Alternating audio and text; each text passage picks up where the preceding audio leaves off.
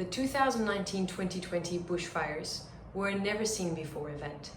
They affected so many of us across Australia, and whether people were directly or indirectly affected, everyone has a story to tell.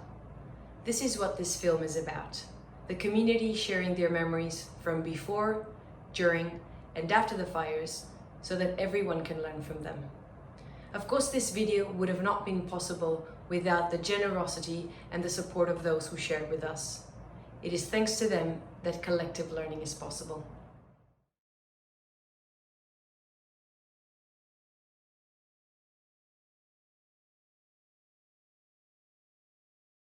Prior to the bushfires, obviously everyone up here was on high alert.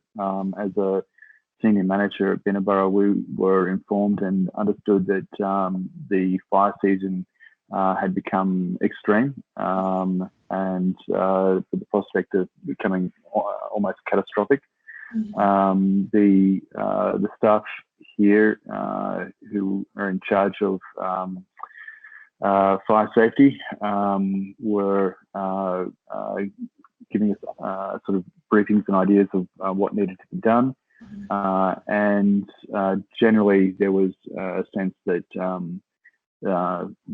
there was a high chance that there may be bushfires in the area and that they may affect us.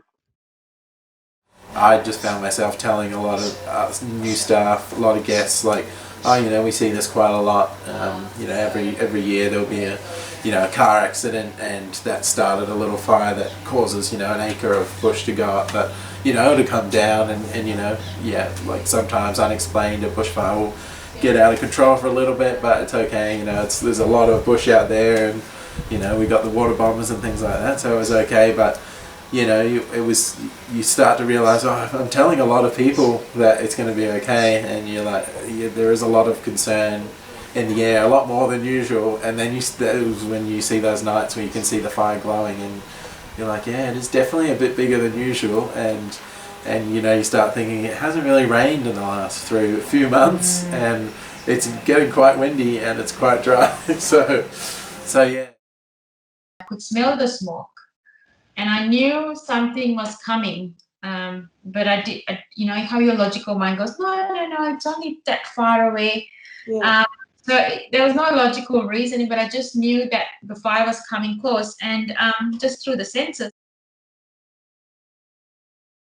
Being involved with the fire brigade, I guess probably a little bit more knowledge about the risk of fires, and we run campaigns each year and usually have an open day at the fire brigade. We talk to local residents, and some areas we will go and visit and door knock and sort of encourage people to have a bushfire survival plan in place, and also do maintenance on their properties, such as, you know, cleaning the roofs and clearing the gutters and that type of thing prior to the fire season. So that's something the brigade would carry out each year. I think that was building during those times before the Saraba fire, because, you know, there was a lot of smoke around from other fires. I mean, the smell was there, the heat was there, everybody was, you know, kind of thinking it was just a matter of when it was going to happen. Yeah, leading up to the fire, I guess we were paying attention to the conditions, we being the people on the committee, and probably other colleagues and friends, because we knew that the rainforest was unusually dry, and we knew that there had been a fire for a while on the New South Wales side. So we were all watching that with interest leading up to the meeting. And I don't know if I mentioned before, but I was actually at advisory committee meeting at Binna Burra Lodge the day that it was evacuated. So clearly we would not have gone there if we had thought that the fire would actually reach there that day, and that would be the consequences. But we were all very conscious, and even the days during the meeting, because it was a multi-day meeting, couple nights we're up there, we could see the smoke and the fire across in New South Wales. So we were all a little perhaps on edge, not for our personal safety, but for concern about the World Heritage.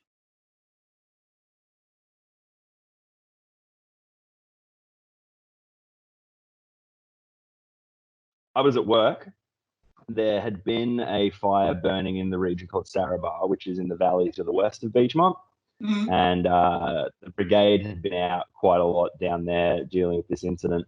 And I'd been in contact with mum and dad a little bit about it. And then at about 3 o'clock on the afternoon of the 7th, whilst I was at work, I got a text message from mum saying that it's getting, this fire's getting out of hand and it looks like it's going to come up the mountain. You might need to come up. So just, stay with your phone on you. I was like, yeah, okay, cool. So I just kept my phone on me whilst I was at work.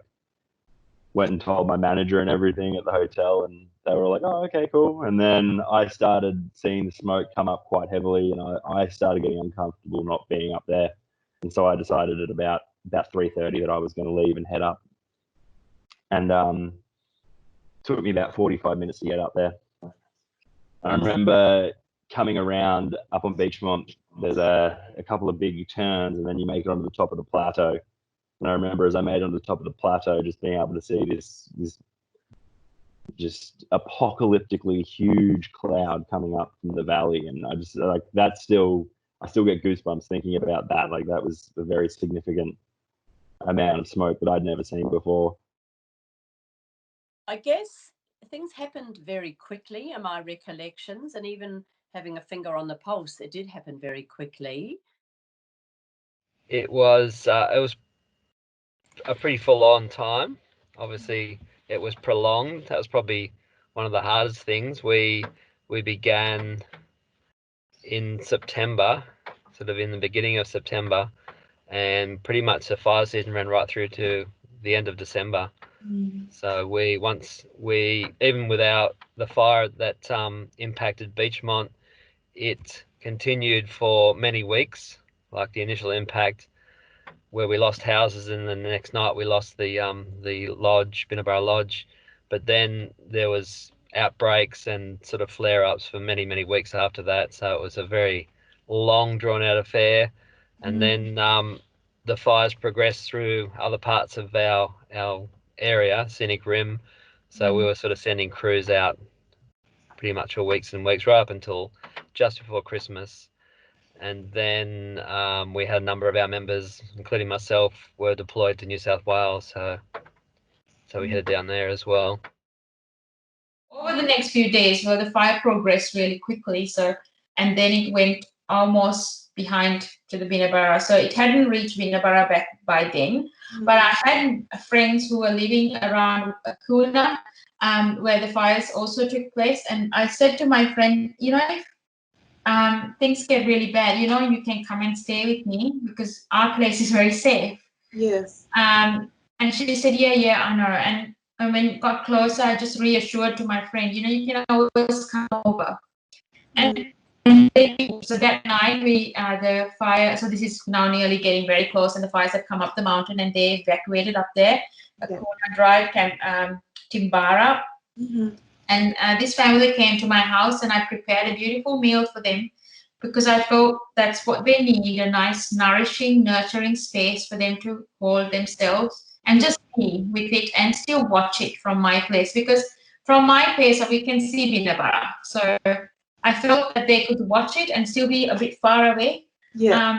So from our dinner table, we watched the fire that night having dinner. We shared a nice curry. We were talking about, disaster, and that really helped them, that they had that safe, known faces and a safe place for them to feel like they were held by familiar faces. I think that's really important when that happened. And then we had that meal, and they went to sleep, and we went to sleep, and we got a knock at 12 o'clock in the night to say, well, the fires had approached or approaching fast, and the winds had changed, so now the fire could even come to our house. And at that point, it became very real that even we were at danger. And I had to break the news to my friend and go, look, it's not safe anymore. We all have to leave now. The facility was evacuated 2 days before the fire actually struck. The road in and out was cut only an hour after that evacuation. So if they hadn't got the people out, they would have been stuck at Binna Burra with the fire coming down on them. So it was an excellent decision by RFS, Rural Fire Service, to advise that. It was an excellent execution of that evacuation plan by the staff and management here on site. But then it was a waiting game of a day or two while the RFS battled the fire, only to find that the lodge hadn't survived. And then when I got up to the fire shed, which was mid-afternoon, I was a bit surprised with the amount of equipment that was there. When you're talking fire trucks, ambulances, paramedics, ranger vehicles, police vehicles, you've got, 70, 80, 90 vehicles coming in and out of a very small road into a fire shed. So a local guy and I immediately went into traffic control duties.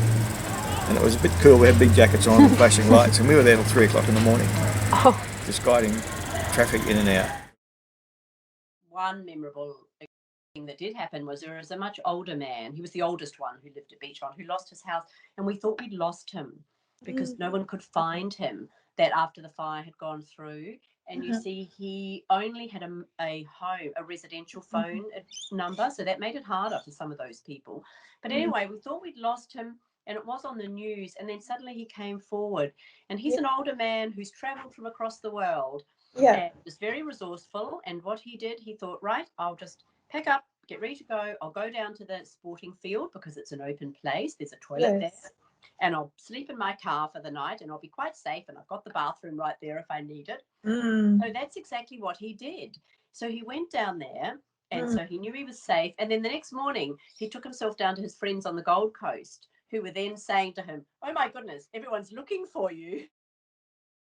I guess one of my standout experiences was that I think it was a Friday night somewhere in September, middle of September there, that we ended up on Darlington Range Road at the very end of Darlington Range Road at the top overlooking Canungra.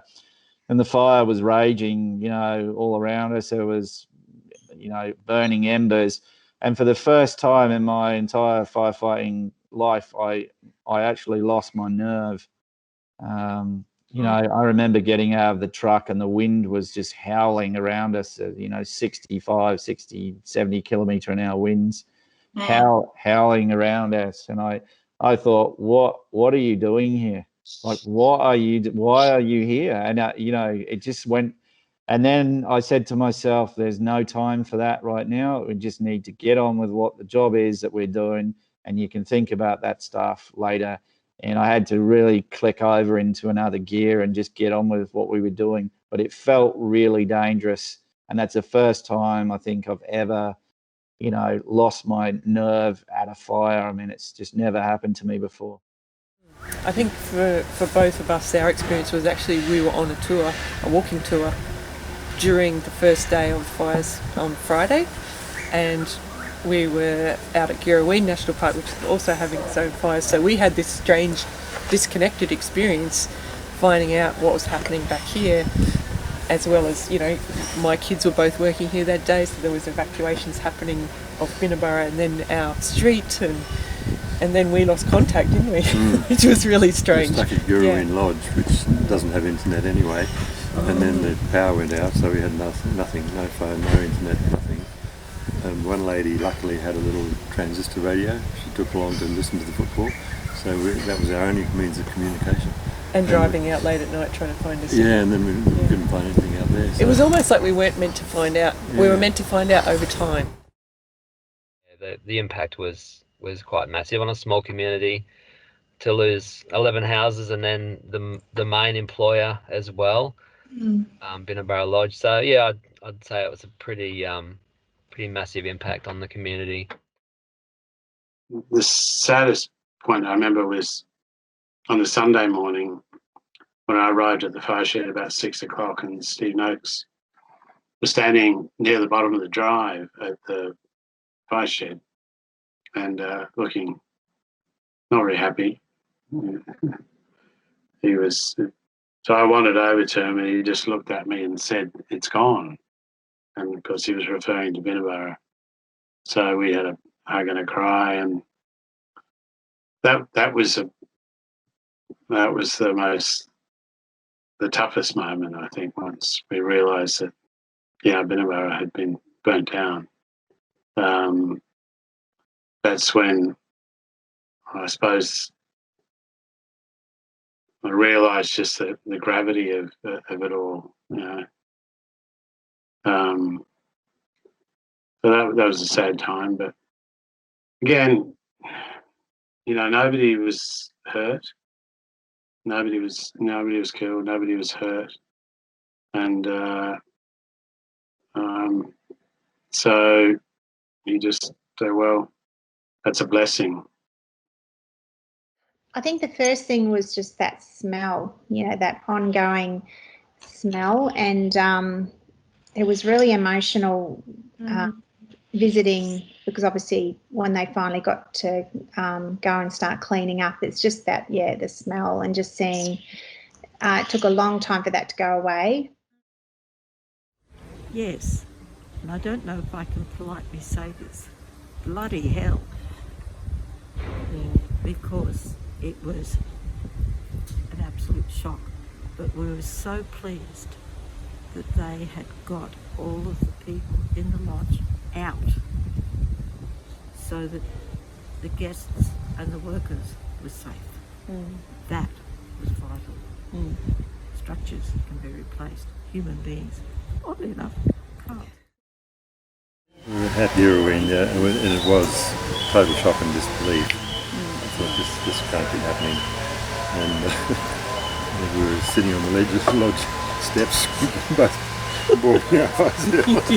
And the lodge manager came out with some tea and biscuits, and I thought, oh, that's so kind of her. But, Turkish. Oh, that's right. She was Turkish. Yeah, that's right. Yeah. And so it was total shock and disbelief. I mean, I was up there about 3 weeks after the fire. I saw the ruins, but every now and then it still hasn't quite clicked. It's gone.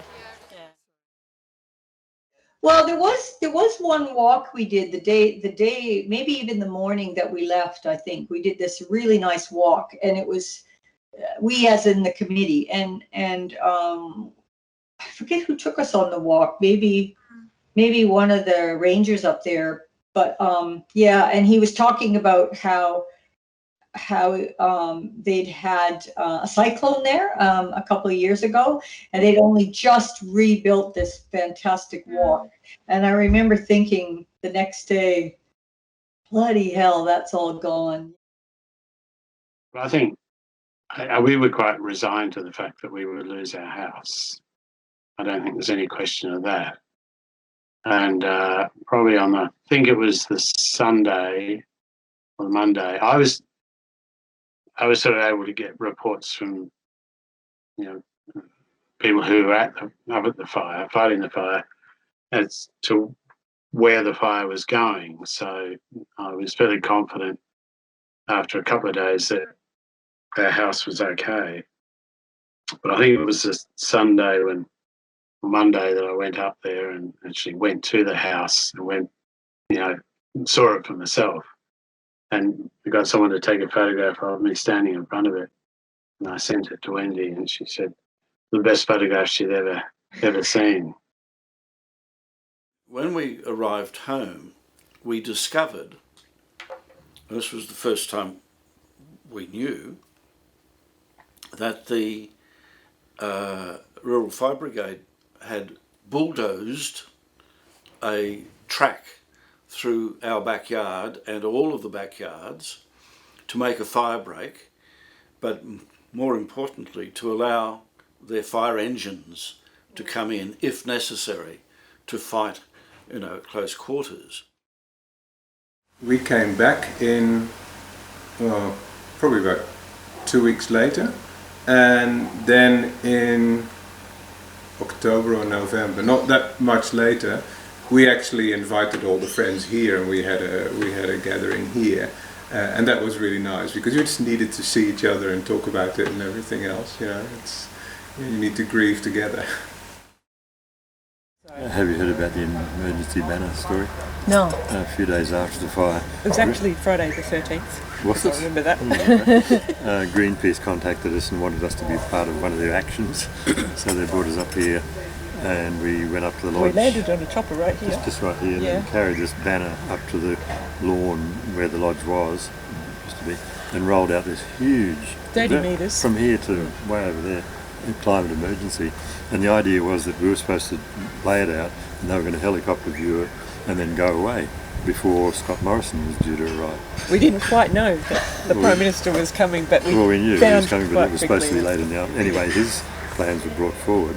He landed straight after we'd rolled this thing out, and he heard that Greenpeace and 2 members of the Green family were up there, so he refused. They landed just down here, and he didn't go up onto the mountain because he thought, well, he knew we were there. I don't think he knew we were there. I think he knew Greenpeace was there.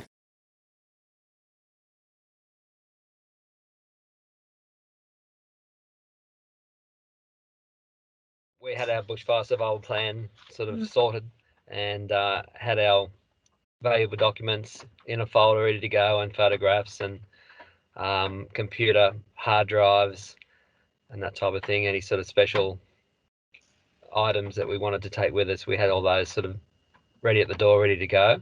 And yeah, they were in the boot of the car for a number of weeks during the fires. Yeah. Unfortunately, the people who were evacuated from the area which was impacted where the houses were lost, they only had a few hours, some of them even less, to gather belongings and get out of their homes fairly quickly. So actually, it's kind of a funny story there. As an aside, when we finally got everything in the vehicles, and then my son and I vehicle, we realised that there was a great big space in the back. We thought, oh, I can't drive away with an empty vehicle. So we came back inside the house, and we have a little lounge chair. It's a beautiful little chair. That was my wife's, it was Wendy's grandmother's. It was her favourite chair. And then her mother used it, and it was pretty battered when we got it. So we got it fixed up for her birthday a few years ago, and it was just sitting there. So we raced back. We both went, Grandma's favourite chair. We've got to grab it. So we raced back into the house, grabbed that and a couple of other things, and we put it in the vehicle and we drove away. And then about 2 days later, after the fires moved on, my eldest son was being interviewed on TV. We was down at the fire shed, and they said, I asked him, what sort of things should you take with you, And so he went through a whole list of things, well, you've got to have your passport, and it's good to have insurance stuff and all these documents and things you need. And he went through a whole list of things. And then he said at the end, and Grandma's favourite chair. And that was on the TV, so on Channel 9, I think it was. And there's Matt saying Grandma's favourite chair. And I remember sitting in the fire shed, and we all of us were watching the interview. And then when he said, and Grandma's favourite chair, everyone sort of looked around and went, what are you talking about? And I said, if you want to see it, it's in the back of my car. And so that was kind of a little special moment when, Wendy realised that the chair had been saved, because at that stage we didn't know whether our house had gone or not. And in our minds, we didn't know what was important, what was precious, because at that it's such a short time to understand and pick up what's precious, what's important, what's and it delayed everything. It was like, and you're not in a logical mind frame then, because it's emotionally attached to everything. But in my mind, I'm like going, everything is insured, everything is replaceable, everything is insured for its value. So we are not really losing anything, even if we walk out, is my left brain telling me. But at the same time, my right brain, or my emotional human animal sense of feelingness, I felt I didn't know how to apply logic at that point. I was in a place where logic just didn't exist. When she got to where she was staying, and she looked at what she had. She realised she'd hardly bought any clothes, but she had she'd got some chocolate. She'd bought a bag of chocolate or something, and she'd grabbed that. And you're going, what? Why did I grab that? So sometimes it seems quite irrational what people grab, but yeah, I'd sort of packed a few clothes, and you think, oh well, it goes. I need new clothes anyway.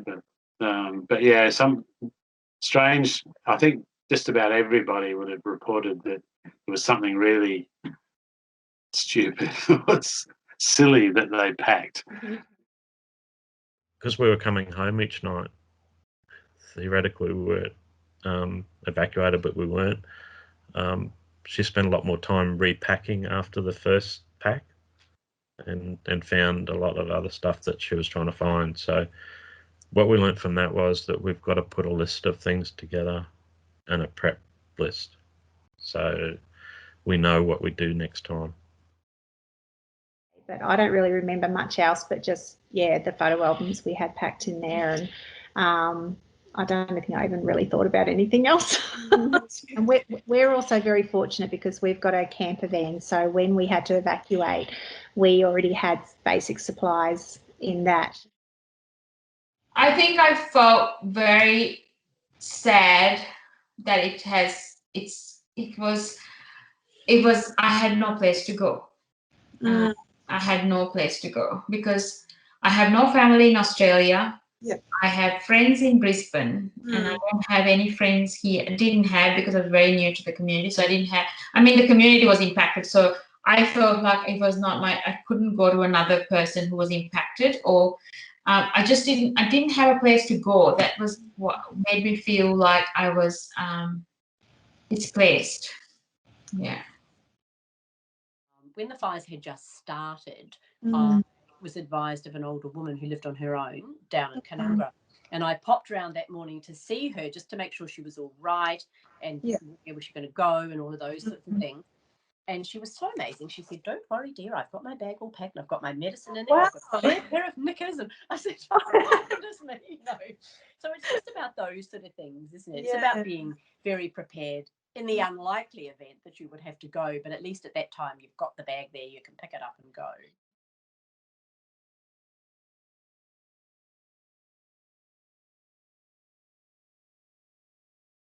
So during the fires, it was good to see. Well, okay, we had a lot of support from the other fire brigades, which was incredible. And that was probably the most important thing, because our 2 trucks and however many people would not have been able to handle it at all. So the help from the wider fire brigade community was probably the best part. The other brigades that came up and supported us, and that's why we spent as long as we did after those fires in these other areas as well.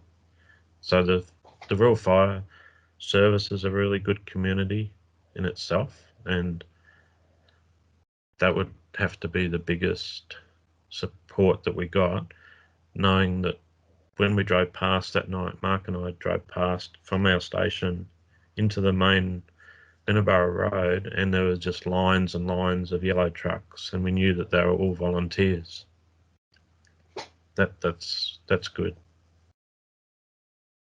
There's been huge financial support for all the fire brigades, which is amazing. And I honestly think if you wouldn't look at it, that is the level of support that is the most useful and important. But there was armies of volunteers up at the shed who weren't members of the brigade, who just came up to help us and were cooking us food, and people were sending up these lunch bags and with these beautiful personalized messages in it. So you would have been spending a day in smoke that gave me a croaky voice for a month afterwards. And then you get 10 minutes to go sit in a truck, and you'd open up this beautifully packed little bag with a sandwich and a chockey or something, and just these lovely handwritten letters. That was very, very, very sweet, and meant a great deal to me, at least. The fire shed became the sort of hub of community activities and the action for the fire. Probably, community from the fire brigade, like the rural fire brigade were definitely, really proactive and trying to keep communication up. Just really grateful, the hours that they do. And a lot of them, it's all volunteer. Yeah. We also had support of the RFDS. They were, again, very supportive. Family and friends, like, gosh, we got so many donations. We were really, that was pretty confronting because we're not used to that. So my son really struggled with accepting things from other people. But, we got lots of it, and beautiful, even just later on down the track, the QCWA, like, they made up Christmas packs for the kids, and just, it's really kind people, and just really went out of their way to make sure everything was okay, and lots of checking in on us and that sort of thing. So we're very lucky. Hard to be the first officer at the time, but very, very good to have a very wonderful group of members, and we all sort of came together, and it was I guess that was one good thing about it. But just, I guess, still very keen to volunteer and help out. And it was good to be able to go and help other brigade areas after our fire had gone through. I know it was a fairly relentless time, but it was nice to go away. People just turned up at the fire shed. What can I do? I was there one day and just overheard, I'm going down the coast, do you need anything? From Coles or Woolies or whatever. And they got a list of stuff, went down, bought it, came back, just handed it over. People weren't after money to cover the cost of it. They just were happy to help in any way they could. And there's just so many examples of that. Just that help. The CWA, as I mentioned before, were incredible, because it meant that the firefighters, and not just even the local firefighters, the firefighters that came from anywhere had food.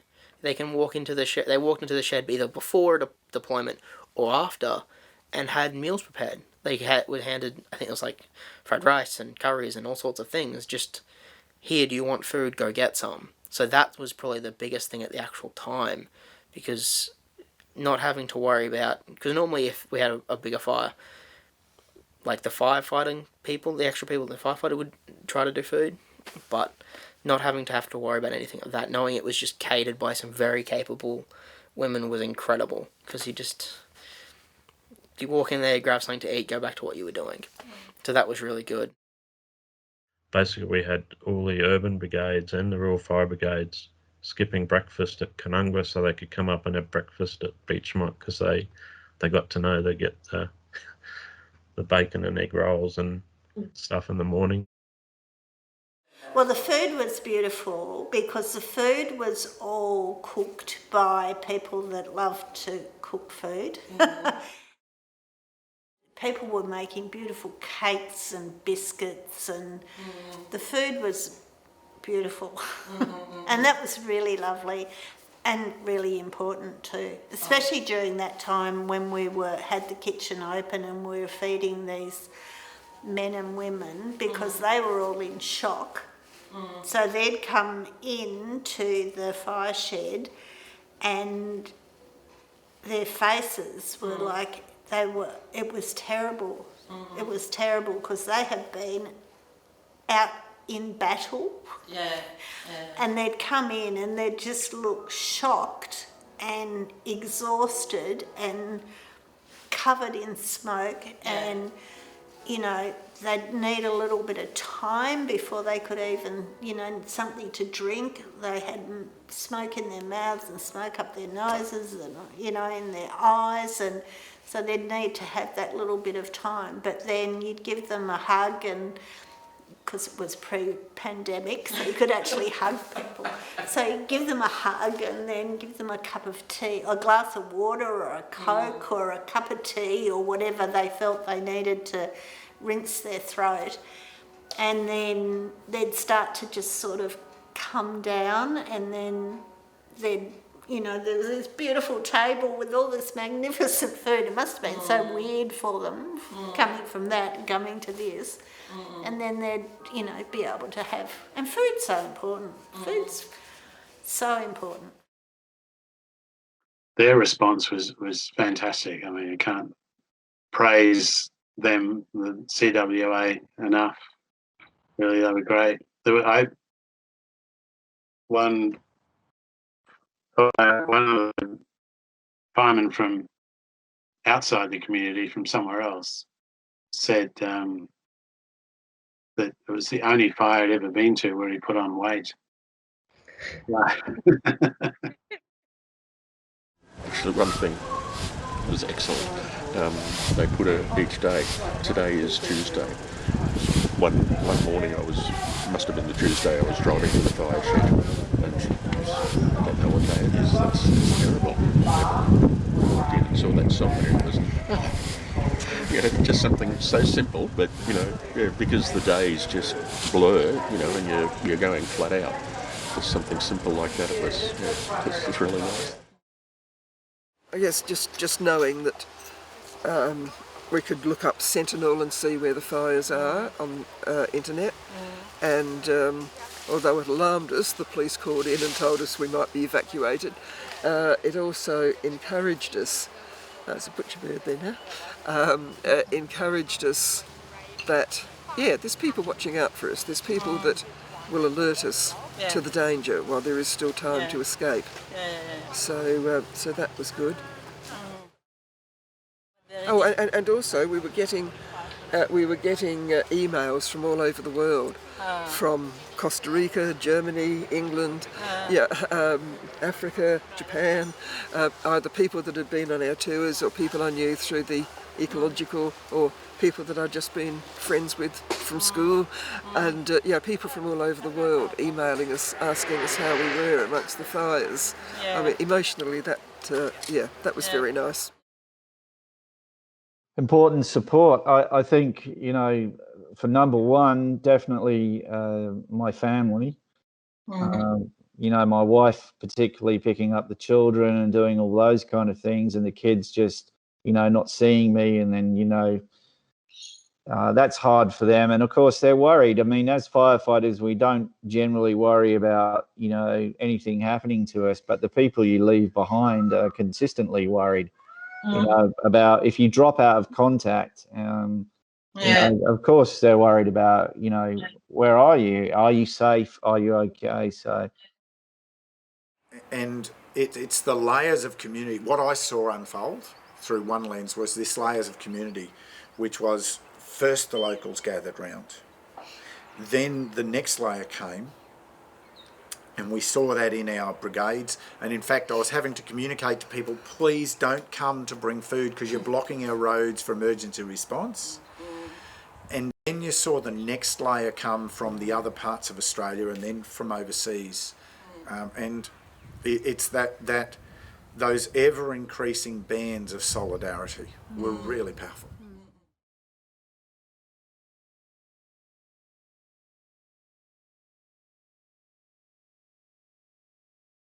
I know there's been people who won't come back. So they, I know a couple of their friends who lived across the road, they're just too nervous to build there again. And financially they just can't, they just can't get enough money from their insurance to rebuild properly. Okay. Well, the most important support I received was the support of the other members. You know, because nobody ever said no to anything. You know, if you needed somebody to do something, everybody was willing to do it. The kindness is immense. They showed a lot of kindness and compassion. They reached out to those vulnerables at the time and managed in a very private, in a very soft, in a very calming, and not controlling, but in a very, so they threaded those places very carefully. think what worked the best was the support that came from people in the community, the people within the community that knew the needs of the community so well. So I think that's why the CWA was able to do such a fabulous job. I think that's why the Rural Fireys were so fantastic. Why the lady who helped me in Canungra. So people within the community helping community when they have the capacity. We had a little local closed Facebook group just for our street. That was really good, and we just started gathering a bit more in person in the street. And some people didn't want to do that, and that was okay. And it's an interesting experience because I think initially it was really practical things like, you know, I'm trying to think. People leaving bottles of water on the street. Yeah, well that's right. We had all of us had tank water, so we had to get our either gutters and roofs cleaned down, and so there was all this messaging around. Okay, there's going to be deliveries in the street, and it was very practical matters. And then it got into more sort of, I'm feeling a bit uncomfortable with this wind today, and you know there was a lot of discussion around any kind of repeat weather pattern that came up. Even just a month ago we had the same strong westerly winds, God, and it freaked us all out, you know, and we were all just going, ugh. And so it was interesting how you know, we didn't have to see each other face to face, but just posting up a few things like that people would start to join in the conversation again. So yeah, it has been a really valuable thing. It's sometimes a little bit, to me, I sometimes don't want to read it because it triggers a certain amount of, I don't really want to think about that right now. But on the other hand, it's been really good as well. It's a little pocket. In November last year, we hosted a day called the Regeneration Day. So we invited all the neighbours in Summit and Timbara to come down here to our home to connect. And that was really, really beautiful. So we shared stories and we laughed and we cried and we had music and the kids played. We had about 100 people here. And again, we had the CWA here in my tiny little kitchen. And we had so much food. Everybody bought a plate. And people came, so it was for this kind of area, but people came from all over the mountain, Canungra, Springbrook. Anyone who'd seen it on Facebook, it was really, a really beautiful day. And we made some art that day. So we did a painting about the regrowing of your favourite trees that had been lost or burnt, and we repainted them to bring colour back to the forest. Oh, that's lovely. And we had a suitcase with little bits of paper where people were invited to write what they packed, called Leave Now. So people wrote down, and then that's going to be turned into a play called Leave Now. So from that, and we also had different sort of talking circles, and we invited local counsellors and psychologists and local members of council, and it was just really beautiful. Probably just continuing conversations with the whole spectrum of people, from being up here with the lodge guys and working through what was going on here. That was really good to be back on the ground. You didn't get so much of that because you were in Brisbane, weren't you? Monday afternoon, phone call from Minister Cameron Dick. That was the support of that started a whole range of things, of coordination between local, state and federal government agencies. A place like this, inside a national park, inside a World Heritage Zone, has a lot of, and with heritage listing, has a lot of compliance issues to deal with at all levels of government. It's very complex, and having all those parties around the table on a regular basis, just chaired by a senior person in the bureaucracy, was just invaluable for us. So the single most important thing that occurred. And then at that stage we were helping out with water drops to the community because people were starting to move back in and trying to get houses cleaned up and whatever. So we were water dropping bottled water to them and just having a presence, driving up and down the streets every day. So we had a roster of crew that we would have just constantly sending the appliances out so they could see us in the community. Because at that point they just needed to have support. So that was good.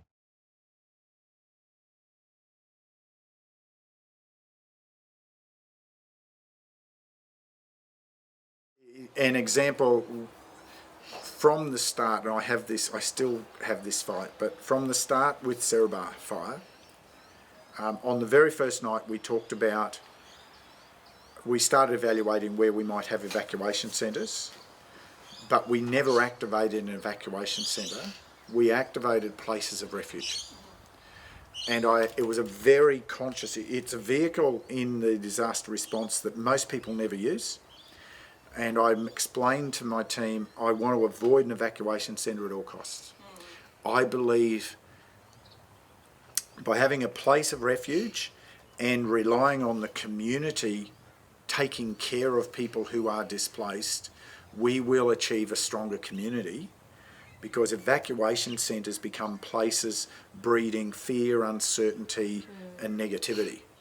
And that's why I kept talking about places of refuge, which is a place of connection, access to services, access to advice, access to counselling, come for information, but then go and be nurtured in place by community.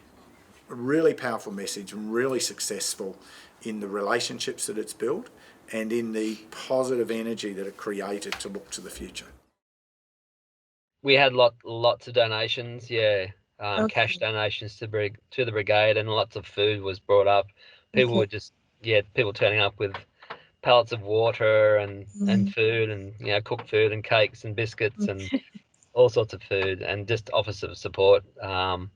We had people coming up and offering, if they had water tanks on their property, that we could access those, or swimming pools, or spas, and all sorts of weird and wonderful offers.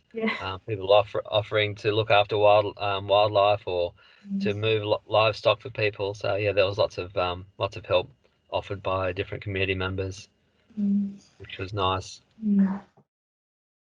One thing which was a tribute to Beachmont, when they were all asked to leave that evening, and we did have our not evacuation centre, our recovery centre open. Everyone knew where to go. They all went to friends and family, which is what is promoted, to go to friends and family initially. And apart from a couple of people, I was very, very impressed with how they were all sorted in that way. One of the girls that was, she's a masseur, she did free massages for people. I thought that was such a timely, beautiful way of doing free. So she said, look, I'm here, please come and sit down, and I'm going to just look after you. So it was all open for anyone in the community and also for the firemen. That's really nice. That was really phenomenal, and people did use that, and it was just so good. I mean, I remember a man turning up at the Canungra Showgrounds with a truck full of carrots for all these horses that had been evacuated.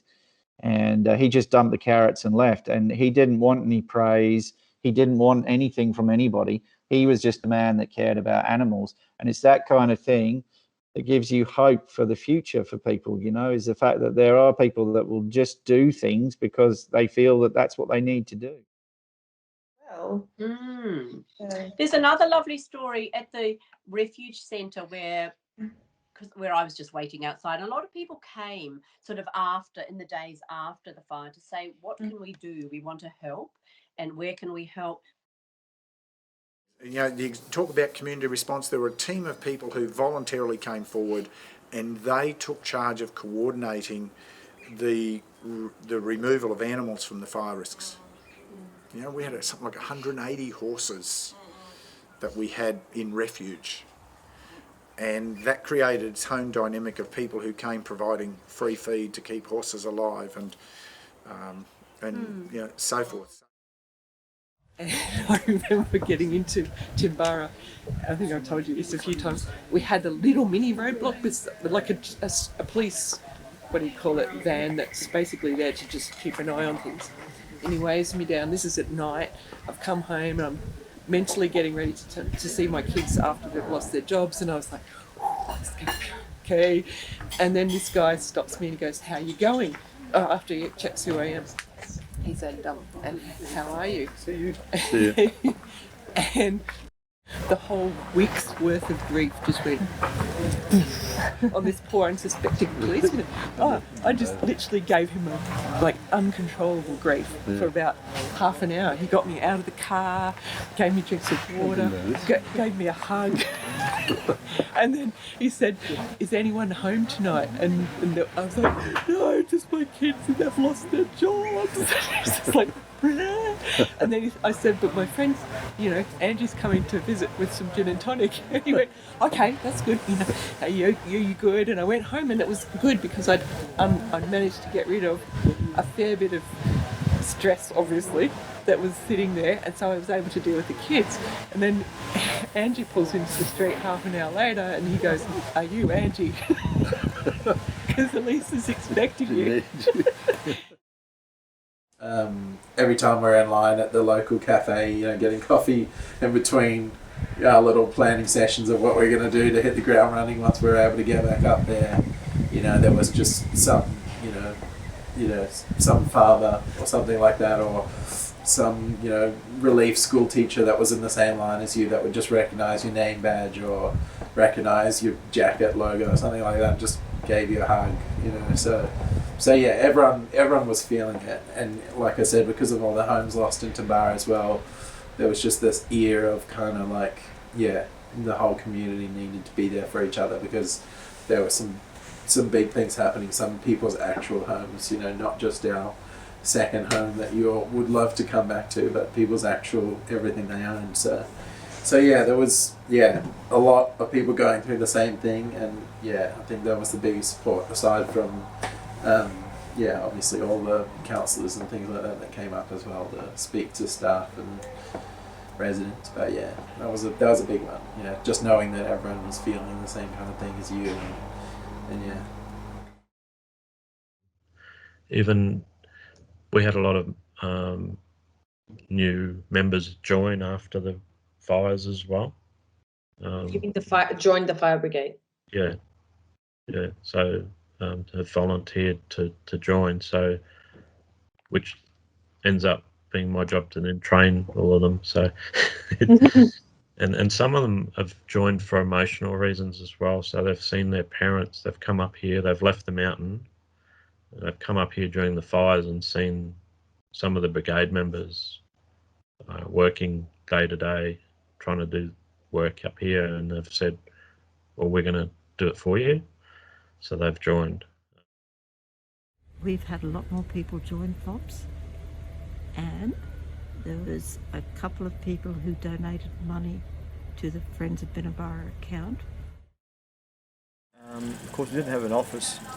So initially we had, on the Sunday, I also organised with the Beachmont Area Progress Association to use the Mountable at the old school, just to have a place that people could come to. It didn't work so well the first few days, and then through our government task force, we asked if the Education Department would give us a room at the new school, which they kindly did, and we took all the team down there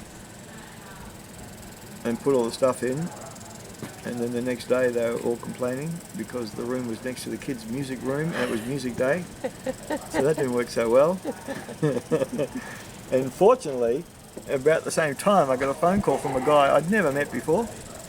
And he literally just bought a house. He signed the contract on the Sunday, the 8th of September, the same day the fire hit, just down the road here on Binna Burra Road. He said, Steve, if you need the house for any staff, and I said, well, can I use it? I'll use it for an office. And then we did a negotiation, and I said, I just said joking, I said, we got no money, I don't know what we're going to do, so I'll pay you $1 a week. And he said, I'll think about it. And then we got talking, and he likes whiskey, so we ended up doing a deal. It was a nice bottle of whiskey and $4 a week to rent his house for as long as we like. So we put the office in there for about 3 or 4 months.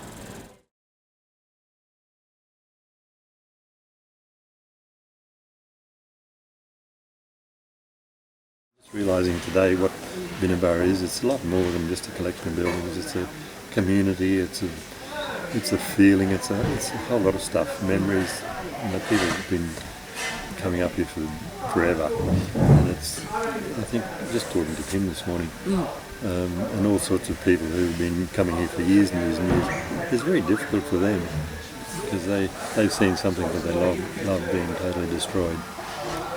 A lot of important events in people's lives occurred here. They met here, they had their honeymoon here. They were conceived here. Conceived here, a lot of people they got married here. Yeah. So it's that sort of thing. It means a lot more than, as I said, than a few buildings scattered around the place. I guess the thing is a loss of people's connections and memories. There's a lot of emotion attached to this place by families over almost 90 years. And, you know, if you look closely when you walk through the gardens, you'll see a little plaque of somebody's passed away and their ashes, or a number of people who tell me that they've got mum and dad's or grandma's ashes in the park over here or that track. Is amazing. So there's this very deep connection. So you feel that, the pain of other people and their emotional connection to place. And the loss of Binna Burra as such a significant cornerstone of the identity of the region. You know, the founders of the Binna Burra story were the ones that formed, that created or first identified the term the Scenic Rim. So really powerful connection, and for me the loss of that cornerstone was deeply painful, but then I think Denise's point is the one to then recognise the opportunity for the future, the hope of the future that comes, and it'll be something even stronger than before. The one that probably shared more than any was the impact that looking at Binna Burra had on me. And one thing, because Fran's mum and dad honeymooned in Binna Burra, and we'd stayed up there a number of times as well. Even when we were living here, we stayed up there. Oh, really? And, we could actually see the book that they signed in with when they went on their honeymoon, and to know that's now gone, and it was all devastated, and I knew that was going to be a really hard thing for Fran as well, because she went up there all the time as a kid, camping and stuff. And you know, I know it's only a building and it's only a place, but it had an emotional draw card for a lot of people from history. And yeah, so I suppose that's where it become more emotional, because there's that personal aspect as well as just another building on the mountain. The Binna Burra Lodge site is definitely a loss. You know, from a heritage point of view, there were some really old, beautiful buildings there. You know, with the huge, wide slats of timber, and so that and the dining room was stunning. You know, it was all stone. I mean, they're not going to replace that, I don't think. So I think there were historic buildings up there that won't return.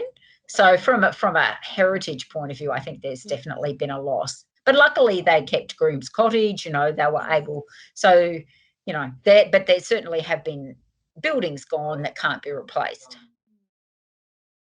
Well, as I was saying earlier, I certainly miss the lodge. I mean, that's, it's almost felt like a second home. I mean, that's where I first got to love Queensland. Yes. And I've been here in so many different capacities since then, as a researcher, as a just holidays with my family, leading tours, and just so many wonderful memories of the lodge. I just really miss that. So losing those iconic buildings and all of the artefacts that have been collected over the years, right from the establishment back in the 1930s of Binna Burra, was a terrible loss. Whilst these are all, I suppose, small items, they are important because they tell a story of the generations of effort that went into maintaining this gateway to the natural environment, to the World Heritage National Park. And those items, those particular artifacts, whether they be, like little compasses and maps and things that were used by the original planning, it speaks to commitment of previous generations, which inspires us to maintain the work that we do in being stewards of the natural heritage. So yeah, that's I suppose the most challenging thing, and it sort of puts a new challenge on us as to how we tell the story of Binna Burra going forward. The group of volunteers is interesting because, from 1984, there are still a few people who are coming today who were original members. One of our very dear members, two of them actually, will turn 90 in the next couple of months. Oh, really? And and up to that last weekend before the fire, they were coming up and helping out.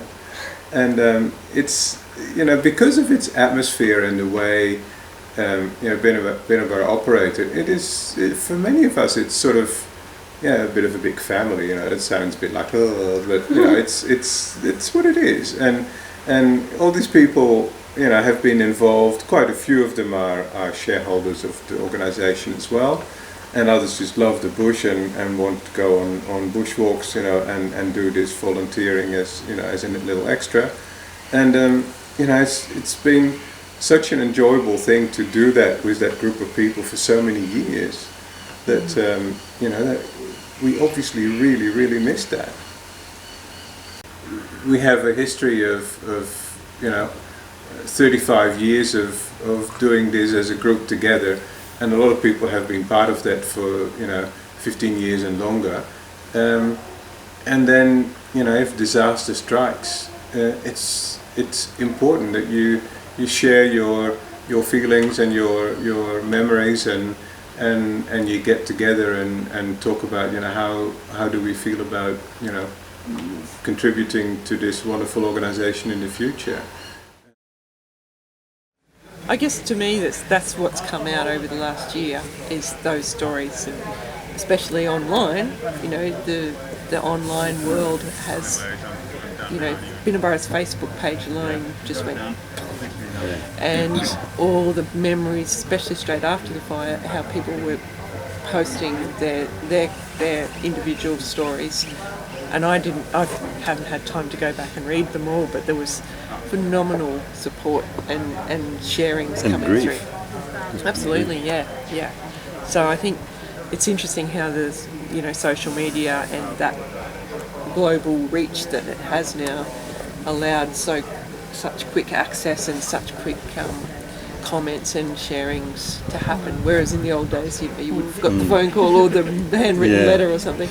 So the notion that we're pretty much restarting the whole mountaintop as a clean sheet.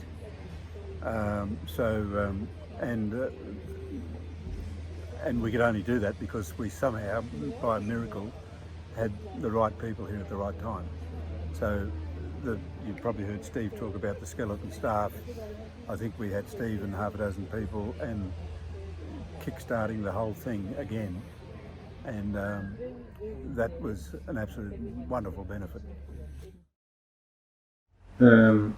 For Binna Burra as an organisation, again, the way the remaining staff and board have pulled together and have done so, with all the energy needed, despite the fact that we had no idea, how to get through this. I think that is probably the strongest way. Most important support is the support of colleagues, and that is staff, management, colleagues. People hung together. They could have easily dispersed, looked for other jobs. And you've got to remember, this is pre-COVID, so it's a different era. People had many opportunities to go and find other jobs and were being offered other jobs. But what we found was that the core team decided to stick with the program of getting the place open again. There was a deep ingrained sense that we weren't going to just let this thing go quietly into the night. So that was great to be part of that. But when you say that people come together or, you know, work together, I think people can't work together because someone helps them to work together. Yeah. And there may have been a community response, but in this particular case, there was at least one key person galvanizing that response. Probably the first 3 days, my whole daytime was just in front of cameras and radio and things, and that was important that we communicated a single consistent message of hope, but also people wanted to know what was going on and report.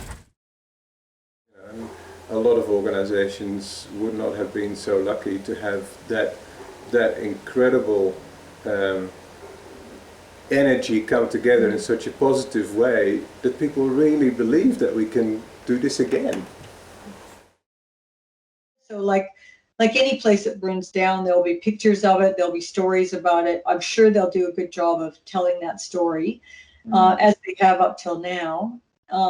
So, you know, that if they rebuild and are able to get the same kinds of people coming up there, then in the long run, I think it'll be okay. The goodwill has been phenomenal from agencies, local, state and federal. Now, a lot of that happens because the way we engage with them also, the respect we show to them.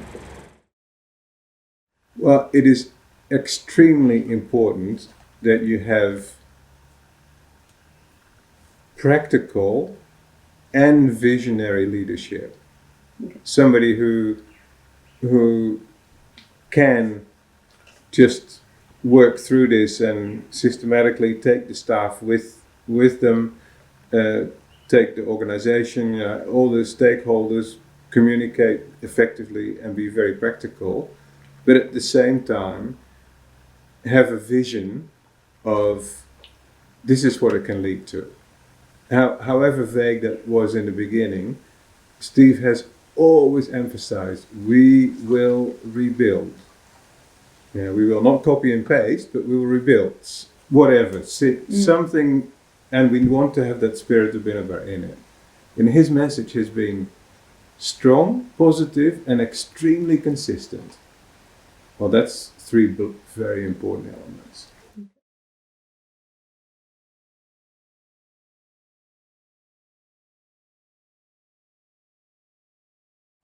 What we've learned from this one is, from a tourism sector point of view, there's a couple of new ideas, and one that I like is this concept called solidarity tourism.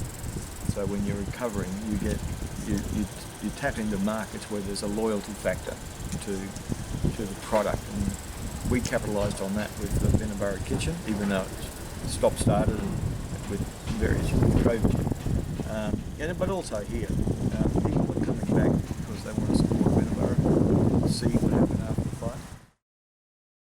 We have a really caring group of customers who attach themselves to the lodge as part of their.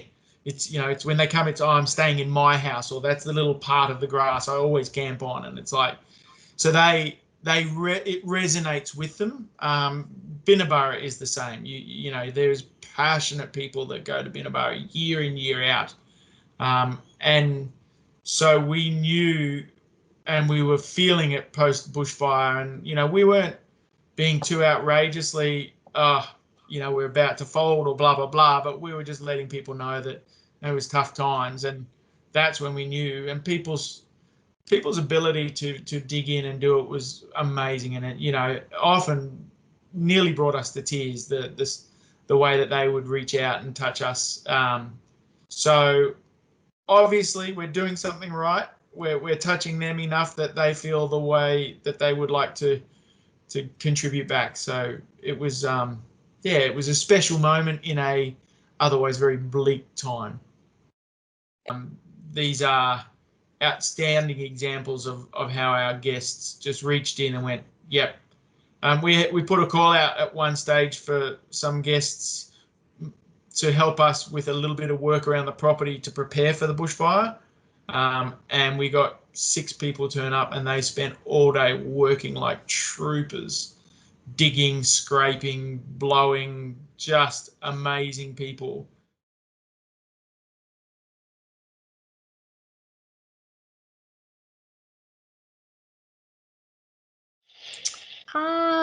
I definitely have, yes, a higher value of where I live and a whole other level of appreciation and respect for what we have and what we could have lost. That's for sure. Yeah, we sort of slightly change. How can I put it? It's like you recognise every moment and realise how quickly that could have been lost. Yeah, so you look and do things differently because you realise it can just go. Yeah, and how lucky we were that we were able to keep what we have. Yeah. Yeah, it has. And a reflection on what's important and a huge desire to connect in with community and to make some really powerful art that can tell our story. So yeah, it has really brought out my voice, made me realise the importance of community and art and our little people connecting in with nature and climate change. So just, you know, some little things. Yeah, well, it changed me my place in community. I can be of service, and I know how I can be of service. So in that way, I feel more connected. Yeah, in terms of understanding our business's role in community and my role in the business and how I connect with community up here. Yeah, it's taught me. I've met so many people that I hadn't met before. I understand what their role is in community and what they do. I understand how they perceive Binna Burra and what they expect from Binna Burra. So yeah. I started taking into account what I had, I think. It took more time to reflect upon what I've got. Oh, yeah. And I think that was in seeing people who've lost everything, I got a bit more of a time to appreciate what I have and who the people around me so I think if anything it made me a bit more observant of my own condition, I think.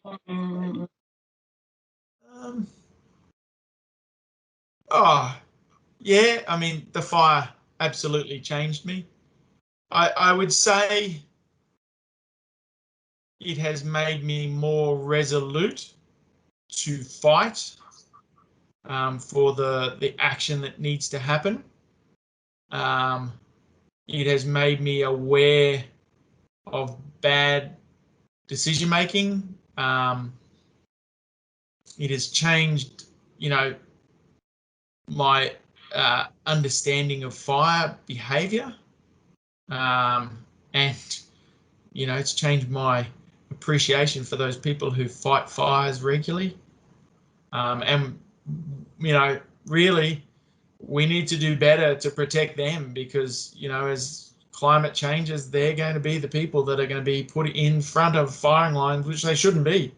We should be making smart decisions to protect them, not just relying on them to protect us through crappier and hotter and drier summers. It's ridiculous. But there's one thing that that really changed our mindset was because when I was out on the fire ground, Fran was home here trying to pack things that we needed to evacuate with, because we basically lived out of our car for that period of time, because even though we knew that it wasn't a problem, we were evacuated and we didn't know what was going to happen with that other fire. So we said basically we had a car full of stuff that we had, and we said goodbye to the house every day and said that doesn't matter if it goes. So to change our mindset was to, you know, if you lose the house, it's not the end of the world. It's you've got each other and you've got your main priority things. So. I'm, you know, just really proud of what everybody's done, and you know, I think it's a good good example of humankind and people trying to do the right thing, and I just hope we sustain that and keep that going. So yeah, important to remember and learn from it, and so I think that's a good legacy for our kids too, just to see how we all coped and to keep that going. And it'll be a really beautiful process. So we plan to create some murals at the rural fireys, on their water tanks, the bus stops, which is the little people's little place, and a few other places around community. And they're going to be a celebration of belonging. So what does it mean to live here? And so the artwork will address issues and themes around the fire, but it's about belonging.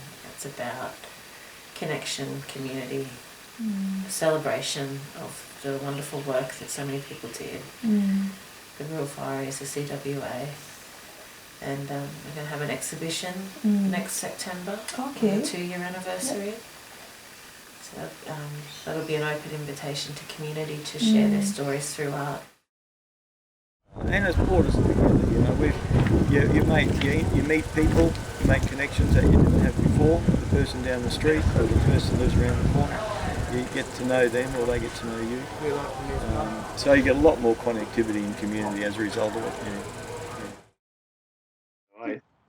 I do a lot of walking for exercise, and I do it now just within the Timbara and our summit estate where we are. So I'm out there a lot, so I've met quite a few people who are doing the same thing. So that's been good.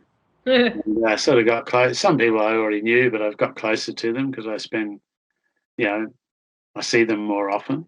So that's been good. It's sometimes, I like to walk quite quickly and, for the exercise, but it's often, sometimes I meet no one and I can go my pace, but often I meet people, and so sometimes it'll take me twice as long to do my walk because I meet stop and talk to so many people along the way. So that's been a really kind of positive thing, I suppose. It just brings everyone together mostly, and I've met people since then that I hadn't met previously, and so you see people more regularly now and understand where they are and where they're from, and so it does bring. I think it does bring community together. Well, I think a lot of people have been involved in the Rural Fire Brigade, for instance, and I think in some ways that it probably gets those communities the people in the communities in closer contact. So after the bushfire, someone, I think it was, I don't know who organised it, but someone organised for the Governor General to come and talk at Canungra at the town hall. And, that was a big community event, and it was a big thank you for the firefighters and all the other people. And so it brought that community a bit closer together, I think. I think it's made us all closer. It's made us all aware of each other more. I think we've got to know each other better. And now I think there's certainly in our association, our job we see now is to build our community strength and resilience and organise things for the whole community, and I think that's become a focus to keep that community thing going, not just become, the CWA and just, ladies meeting and talking about things that we want to talk about, but embracing the whole community and keeping that ball rolling. I don't know. A lot of people, it's brought them closer together. Yes. Like we met people, because we used to know just about everybody here when your kids are at school, but then once you get past that, there's quite a lot of new people to the mountain. So I know one thing was getting to know other people because we had people at our home who were evacuated up the street before we were evacuated. So, we just met people that we've said hello to in the street, but sort of got to know them better, I guess. I think obviously, from what I understand, working with community members and so on too, you know, the gatherings and the constant discussions, you know, chatting and so on. We opened a small kitchen down in the centre of Beechmont, which is a little cafe during the period that we were closed, and that became a real meeting area for many local people to come and enjoy, you know, coffee, tea, or a beer or wine, and some food, and just talk about what was going on, what had happened, and what was going on. So, yeah, it's you know, this sort of dialogue is not only natural, but it needs to be encouraged, and it needs. So if you can see, there's a theme. There's community. People are looking for community. People are looking to connect and be with more people.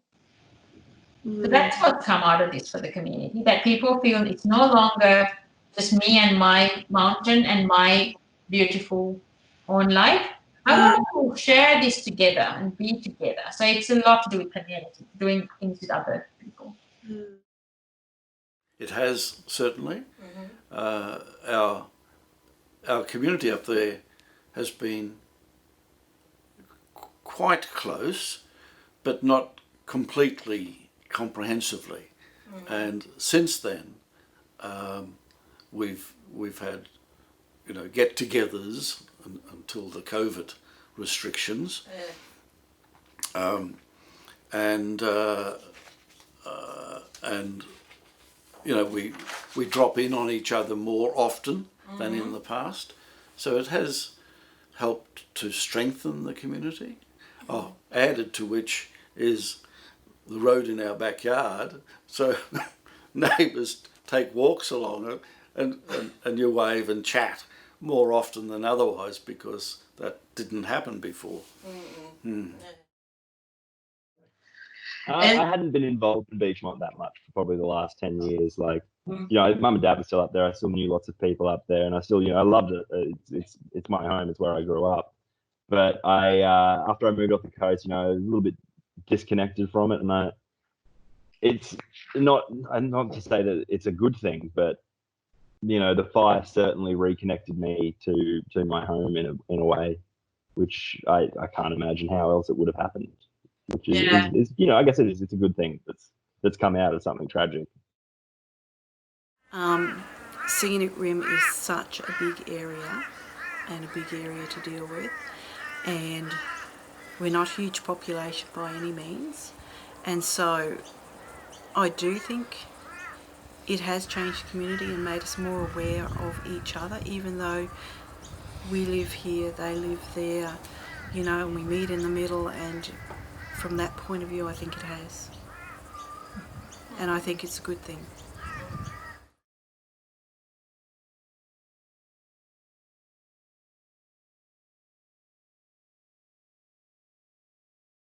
I think people who are living in bushfire-prone areas need to be aware that they live in a bushfire-prone area and aware of what that can cost them. I think that when we had the Black Saturday fires, so many lives lost at that, it really made Australia a lot more aware of how deadly bushfires can be. And I think perhaps, you know, 6 months of fires this time around can teach people about how frequent fires can be, I guess, and how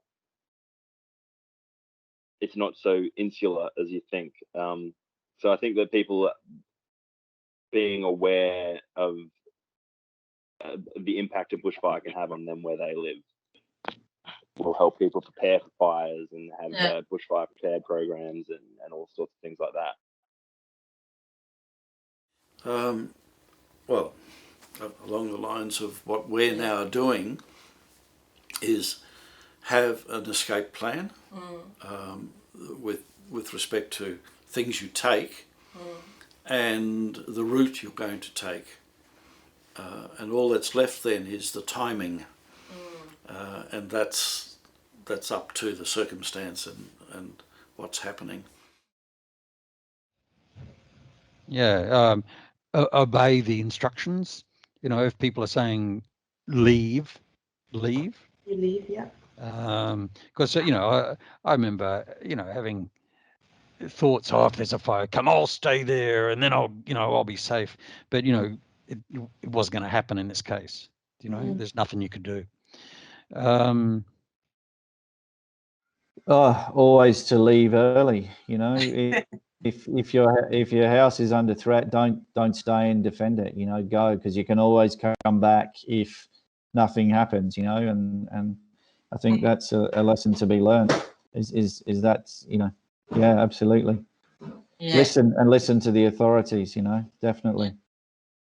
I'm always a believer of getting people to educate themselves more, but yeah, I think for this one it definitely is relevant. If you have people more aware of stuff, and not necessarily a fireproof box, but like a go bag, or like going, this is all of our important documents, it's here, like, okay, yeah, we have all of our main filing cabinet, but this one has enough so that I can grab it and go in 5 minutes. And just some of it is just going, oh, we have to go, I need to pack a bag. So even just going, okay, I need 2 pairs of jeans, 5 pairs of underwear, 3 shirts, and whatever else, just be like, okay, and be able to throw that stuff in a bag. So that knowledge is one thing if you have to get out quickly. But you definitely need the knowledge of just preparing your property is probably more important than that. But it's the two things. Like, I don't know from the community if I heard many stories, but definitely on the media afterwards, there was people going, we had no time to prepare to leave. And I think so having the knowledge there of being like, if we have to leave, we can do it in 10 minutes, 5 minutes, and have enough stuff, I won't say to be comfortable, but not to have no pairs of clothes after you leave. I think that education is very important, and it goes hand in hand with the education of preparing, because it comes to a point where you can prepare as much as you want, but if that fire is hot enough or fast enough, you just need to leave, because people's safety is more important than property safety. When you're packing, pack for... I was packing to go away, to come back. I wasn't packing to not come back. So then when I'd left and Todd said when the houses are burning, you may not have a home, is a different thing. So maybe when I'd pack next time, I'd be thinking about not coming back rather than, oh, I'm just going, I just need enough to look after the kids.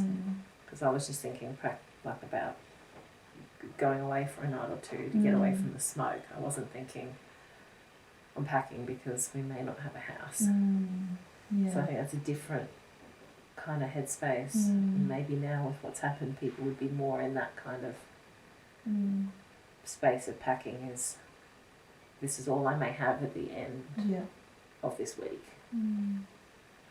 So not have grabbed the washing basket, maybe have grabbed some of your nice clothes that you... Yeah, exactly.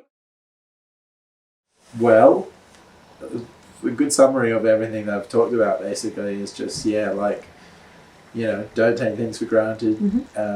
For sure, don't take half measures if there's something that you could prepare for, or, just even mentally for yourself, just knowing things are possible. things that you might not want to happen could just happen one day, and to really just don't take the community and the people around you for granted either, because there's things like that, disaster management and things like that. If you're all going through those things together, there's no point in trying to be the stronger, sort of more confident one and trying to keep everyone else going, because it definitely helps to just kind of break down with everyone every now and then. So yeah.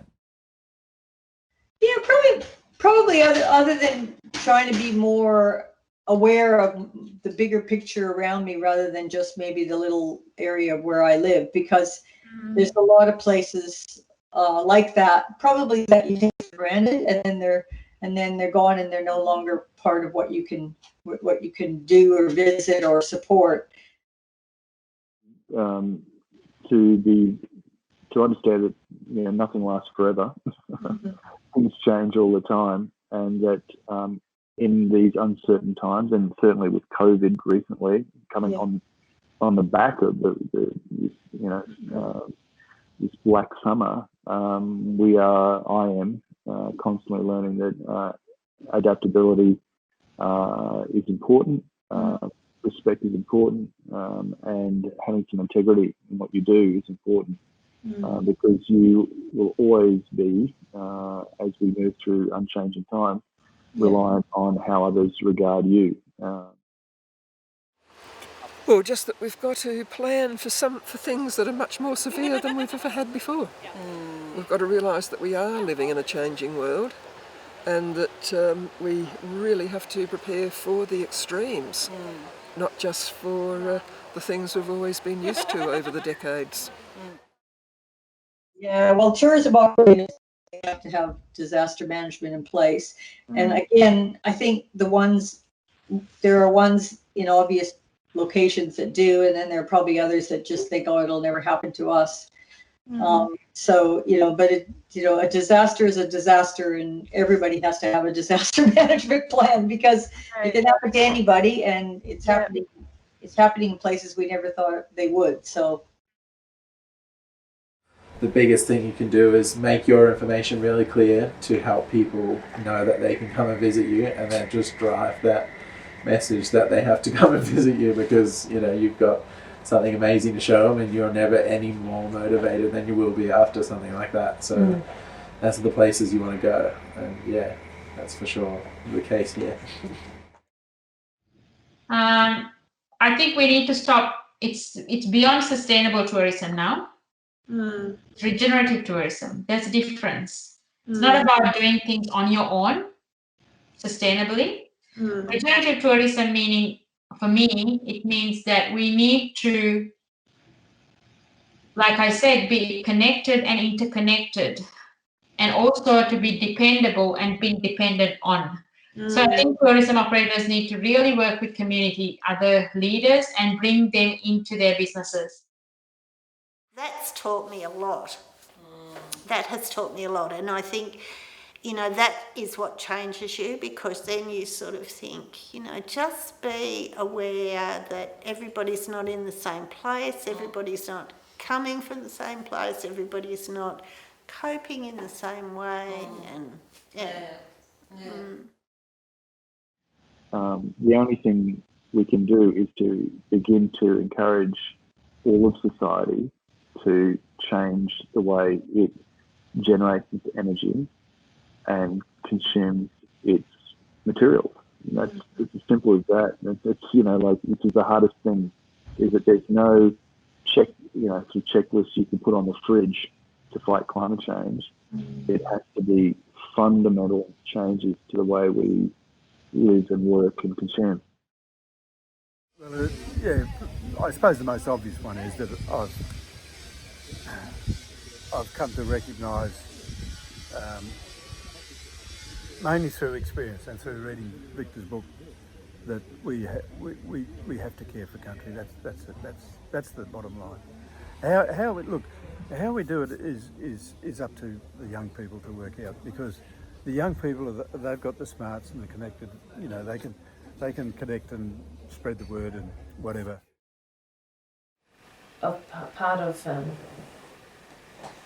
of the art project, I've connected in with Auntie Ruby, who is a Binna Burra elder. Okay. And we've had lots of conversations about the fire and what fire means. And we've been really unpacking the Western relationship with fire, being very fear-based, whereas the traditional relationship with fire of the people that would of Binna Burra or Binna was fire was their friend. Fire was used for cooking their food, keeping them warm, ceremony, celebration, sharing stories.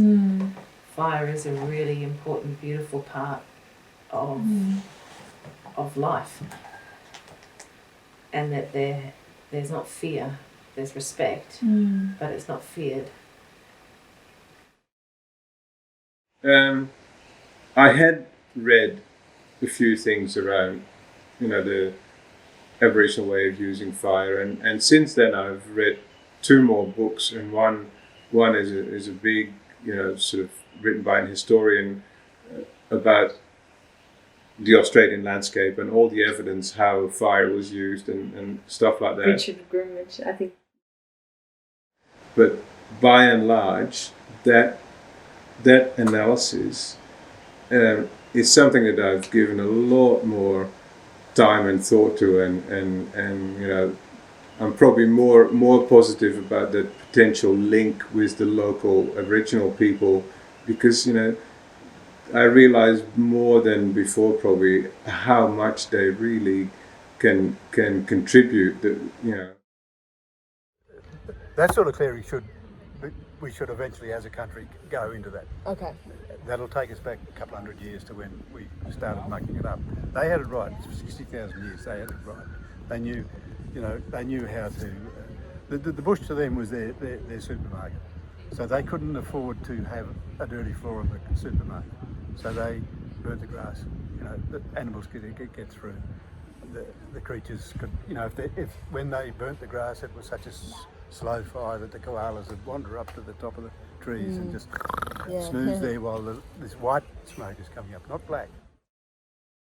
But I think on the flip side, we have this incredible opportunity now to say, look to the Indigenous culture in our community and say, hey, we need help. What can we do, and how do we do it?